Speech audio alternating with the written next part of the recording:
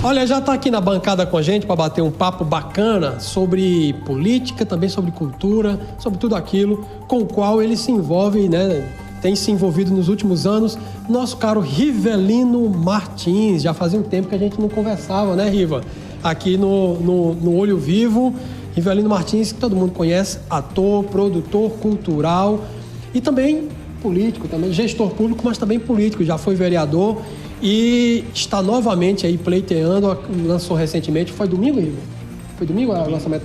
Domingo teve o lançamento da pré-candidatura de Rivelino a vereador novamente. Vai tentar retornar ao poder legislativo. Riva, seja bem-vindo aqui à nossa bancada mais uma vez. É um prazer estar com a gente aqui no Olho Vivo de novo. Satisfação é toda minha estar aqui nesse diálogo com vocês, nessa TV que tem uma influência de comunicação muito grande, né, no nosso sertão, no nosso Nordeste, para a gente conversar aí sobre diversos assuntos que envolvem a política, né, vamos dizer assim, o nosso envolvimento em tantas bandeiras de lutas, né, da cultura, do movimento negro, do meio ambiente, né, uma diversidade de demandas, de lutas que a gente mergulha nelas e verdade, a pauta estamos caminhando nesse sentido. Eu esqueci de citar a pauta da luta pelo açude grande, que você também se envolve exato. Muito fortemente. Mas vamos começar falando sobre o lançamento o anúncio da tua pré-candidatura numa cerimônia que aconteceu aqui em Cajazeiras.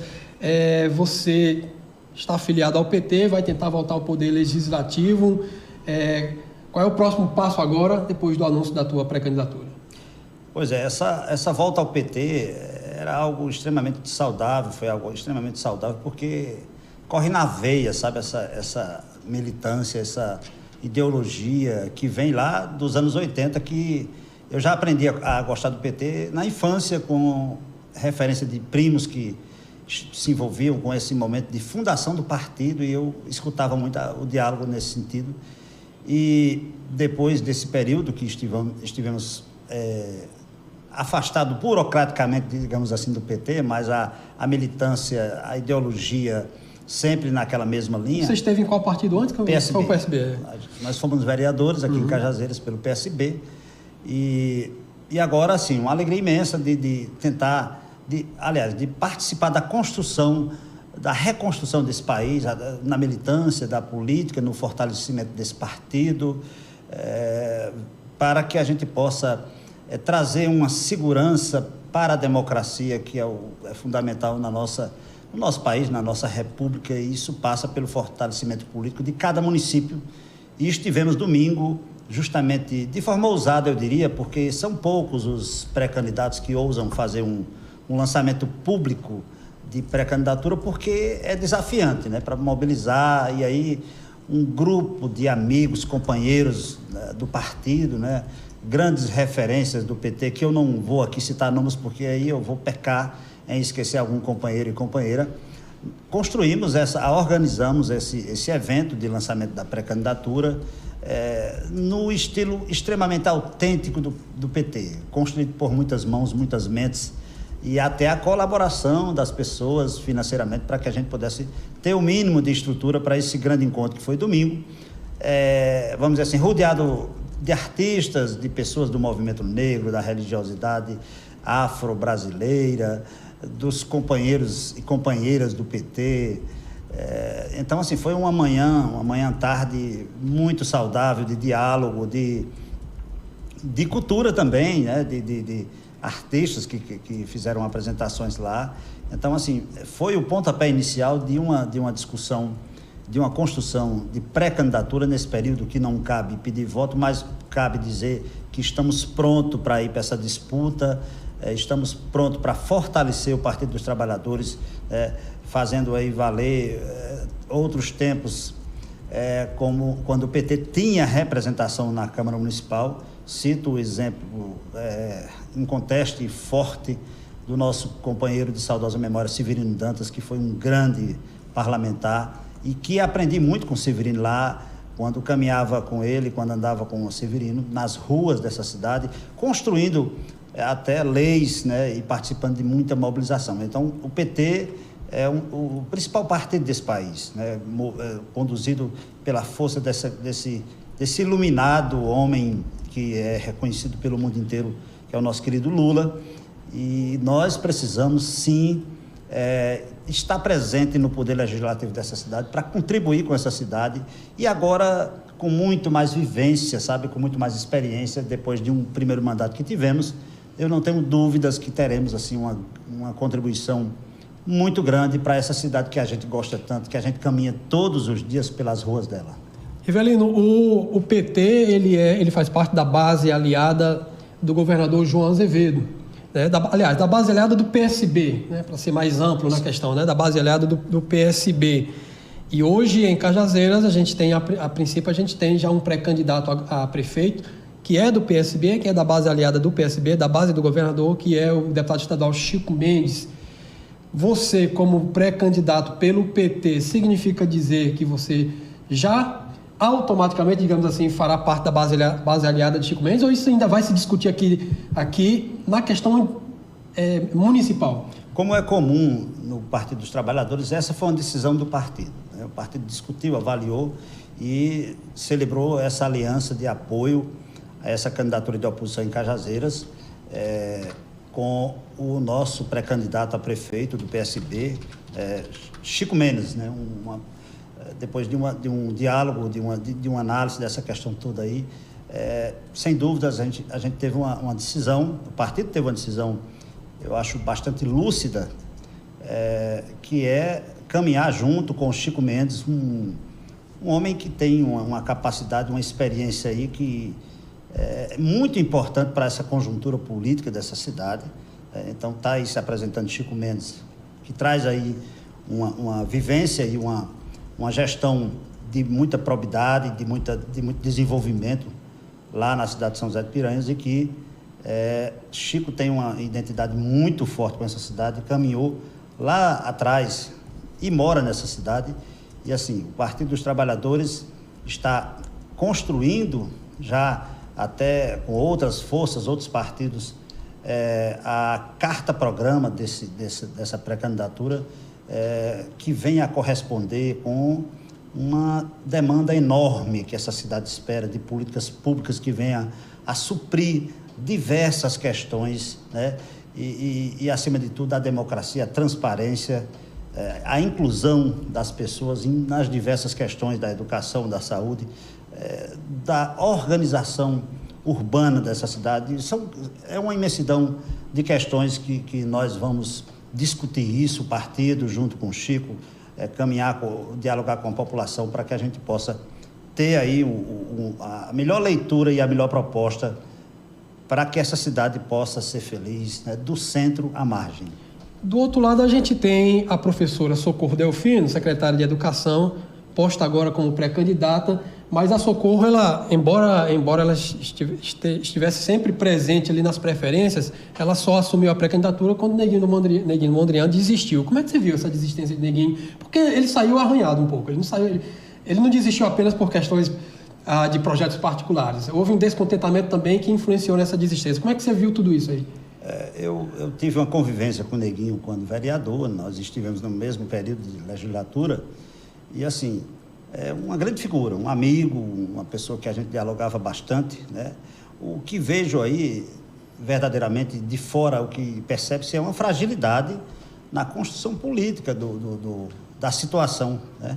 Você acha que ele foi fritado? Do grupo de situação, vejo uma fragilidade, uma incerteza, uma insegurança que provocou tudo isso, né? Quando se propagava de forma a esbanjar que tinha 18 candidatos, hoje, ultimamente vinha se batendo cabeça para saber quem ia assumir. E depois de toda uma propagação, que haveria uma pesquisa e que iria escolher, gerou, por fim, foi uma grande crise, e que eu creio que o Neguinho saiu descontente desse cenário todo, dessa questão toda, mas aí cabe a ele, cabe a quem esteve dentro da discussão dizer, né, qual é essa realidade. Nós estamos cuidando aqui dessa organização nossa de oposição dos partidos progressistas para que a gente possa contribuir com essa cidade. Você está dentro do grupo de oposição, da base do grupo de oposição, liderado por Chico Mendes, enfim, pelo governador João Azevedo, por que não dizer. Então, você já deve saber quem é que vai ser o candidato a vice de Chico Mendes. Revela para a gente aí. Olha, nós defendemos que isso tem que ser posto à mesa. Tem que ser posto à mesa e discutido com todas as forças e que a gente possa avaliar o que há de melhor. E eu tenho certeza que Chico Mendes tem essa abertura de construir, de formar essa chapa com a participação, com a sugestão, com a opinião das representações políticas do PT e de outros partidos que estão nessa composição de forças, né? E no momento certo o nosso pré-candidato Chico vai dizer com quem ele vai caminhar nessa composição de forças, mas acima de tudo o que se faz destacar é a questão do compromisso de Chico com essa construção coletiva dos partidos, né? E, acima de tudo, uma carta-programa que tenha a responsabilidade de não vender ilusão, né? Nós iremos construir algo que tenha viabilidade, né? Vamos aí apresentar propostas nos diversos setores, algo que esteja ao alcance da gestão pública, para que depois não tenhamos decepções que existem aí há um longo tempo nessa cidade, do que se promete e não se faz. E puxando agora um pouquinho para o nosso ramo, né, que é a cultura, vai ter, assim, as propostas obviamente vão surgir em relação à cultura aqui na cidade de Cajazeiras. Como é que você vê assim essa oposição trazendo para dentro da cultura cajazeirense? Veja, o que ocorre, que eu acho muito interessante, é que haverão seminários ouvindo a sociedade, os setores, para se ter a melhor leitura e construção das melhores propostas. A cultura, em especial, a cultura, existe aí já um encaminhamento de Chico para que a gente possa formar grupos de trabalho para organizar um seminário, justamente para fazer uma leitura de toda essa questão da política cultural da nossa cidade e ver aí um anseio que existe, uma inquietação de muita gente da comunidade artística, porque essa cidade, ela pulsa cultura, ela tem uma força, a sua comunidade artística, na sua diversidade aí de várias linguagens, tem uma força muito grande. Então, isso precisa ser melhor fomentado, né? Eu falo de quem está aqui, até quem está lá fora representando tão bem essa cidade. Eu reparava que Marcélia Cartacho está sendo homenageada em várias cidades desse país. E a cidade que ela nasceu não lembra de Marcélia Cartacho. Digo, o poder público constituído. Uhum. Como diria o Biratã de Assis, e foi feliz quando ele disse isso, que Marcélia Cartacho é o nome mais conhecido de Cajazeiras no mundo. Uhum. No mundo é o nome mais preciso. Então, essa cidade tem a maior representação dela, está na arte, está na cultura, né?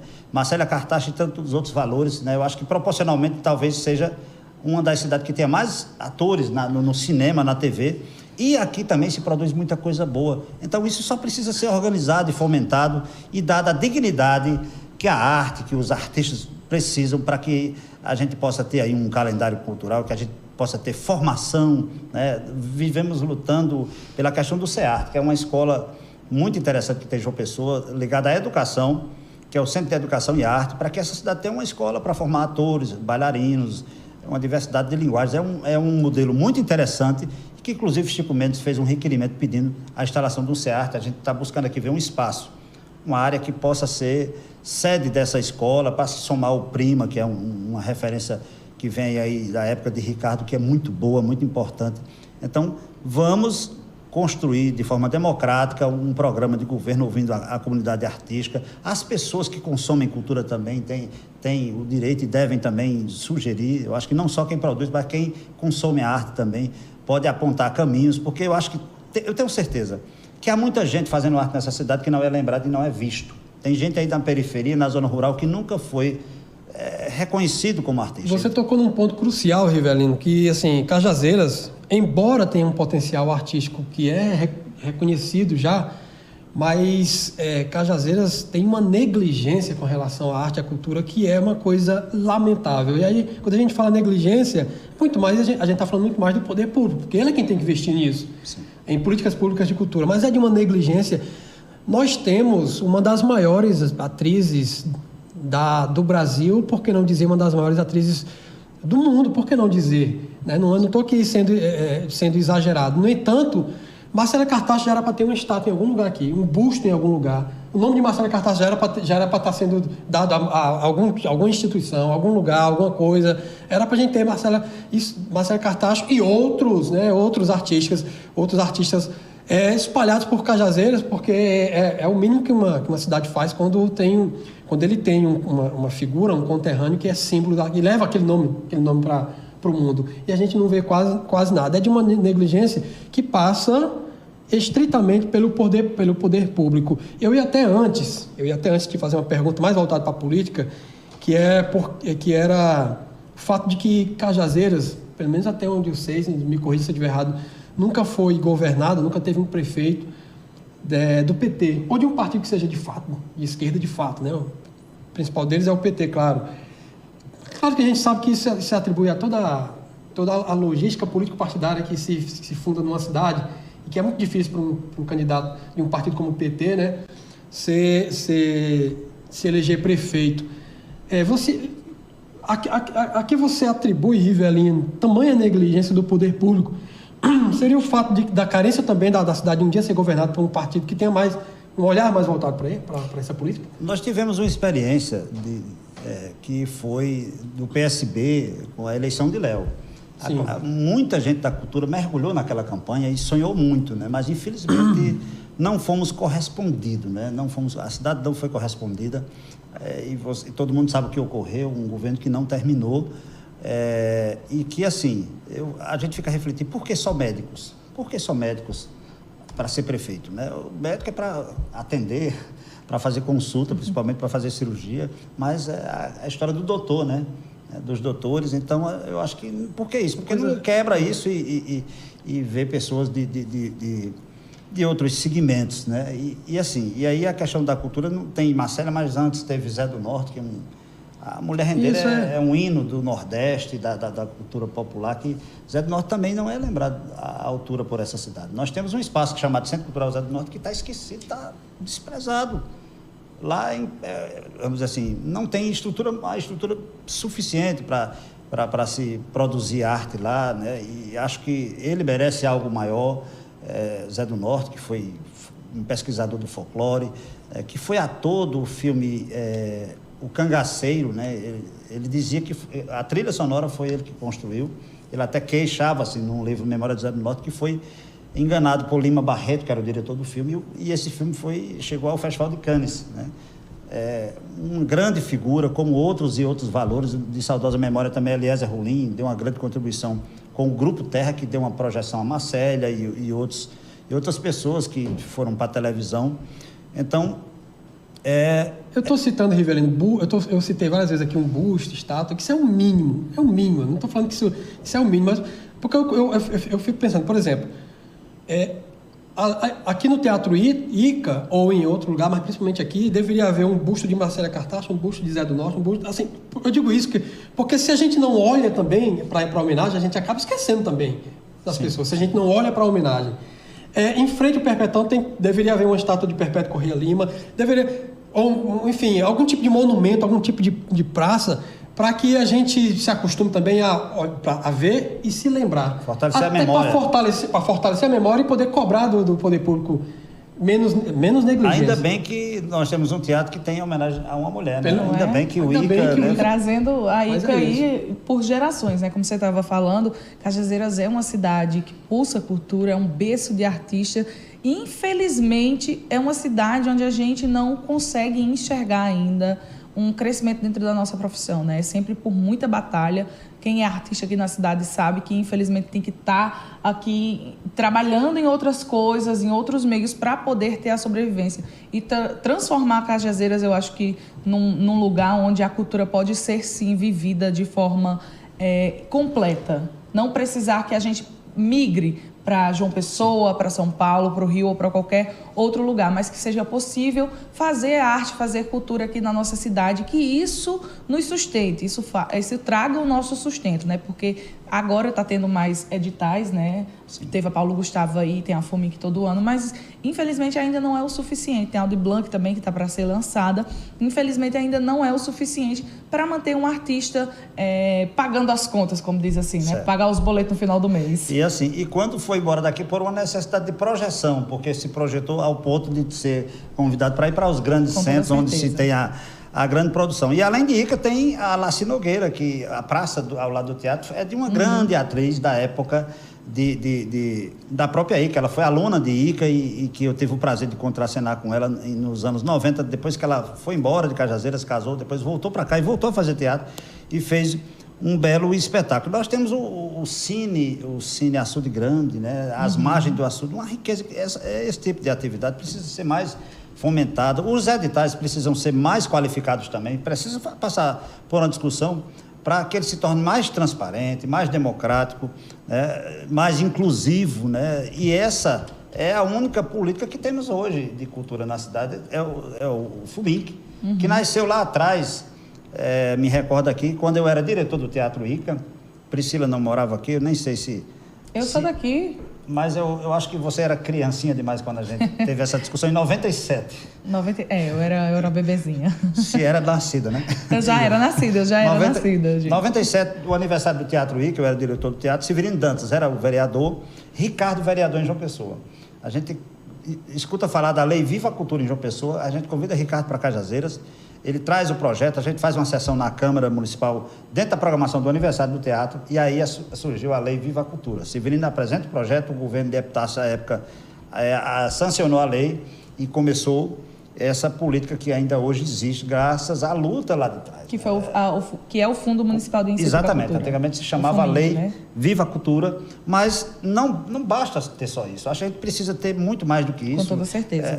Não só um monumento ou uma estátua, que é algo importante, mas por que não termos um prêmio nesse carnaval, um prêmio chamado Índio Pintor, essa grande referência, né? E outras questões que se fazem necessárias. Você citou Ricardo Coutinho. Por falar em Ricardo Coutinho, o ex-governador Ricardo Coutinho, ao saber da sua presença aqui no programa, mandou uma mensagem para você, não só ele como o desembargador Ciro Darlan, que é cajazeirense, né? Sim, um ilustre cajazeirense. Pronto, Ricardo Coutinho, o ex-governador e o desembargador Ciro Darlan mandaram uma mensagem para você ao saber da sua participação aqui. Roda aí, Fernanda. Eu quero expressar a minha alegria com a candidatura de Rivelino Martins a vereador de Cajazeiras. Rivelino é um grande companheiro, é um ativista cultural, mas também um ativista social. Rivelino é uma pessoa que faz uma falta imensa na Câmara Municipal de Cajazeiras e é um companheiro em que as pessoas podem confiar pelos seus propósitos de vida. Então eu estou muito feliz em perceber que o povo de Cajazeiras vai ter a oportunidade de novamente votar em Rivelino, né, restituindo a ele um mandato que precisa novamente ser dele para o bem do nosso povo, para o bem da política, para o bem da justiça social e para o bem das lutas da nossa população.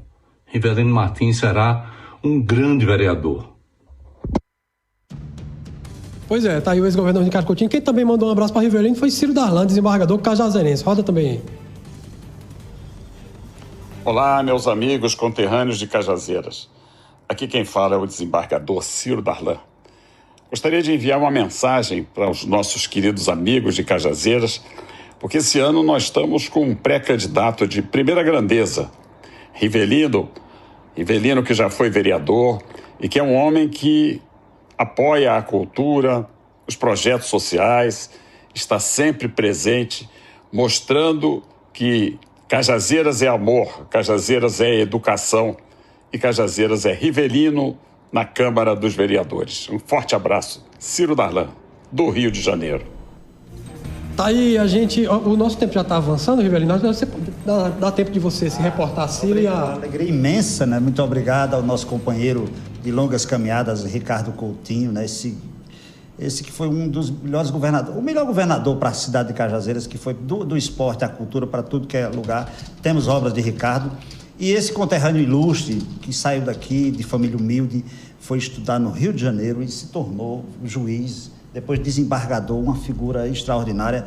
Minha gratidão imensa, mas eu não posso deixar de felicitar aqui minha netinha, que está assistindo a gente lá na Suíça. Eita, rapaz, Elisa, longe. parabéns, Quantos Elisa, 2 anos. Olha Elisa está só. completando hoje. Tenho 3 netinhas. Elisa, Esté e Helena, e minha filha Magda, que estão lá na Suíça assistindo a gente aqui. Rapaz. Obrigado. Cheiro para Elisa. Parabéns, Elisa. Você vê Beijo bem grande. Você vê como é o poder hoje das redes Comunicação. sociais, da comunicação, né? Na Suíça, assistindo a TV Diário do Sertão. Rivelino, foi um prazer mais uma vez você aqui na bancada. A gente deseja boa sorte na sua missão e na sua empreitada. Obrigado, satisfação imensa a vocês. Esse papo com vocês foi maravilhoso, sabe?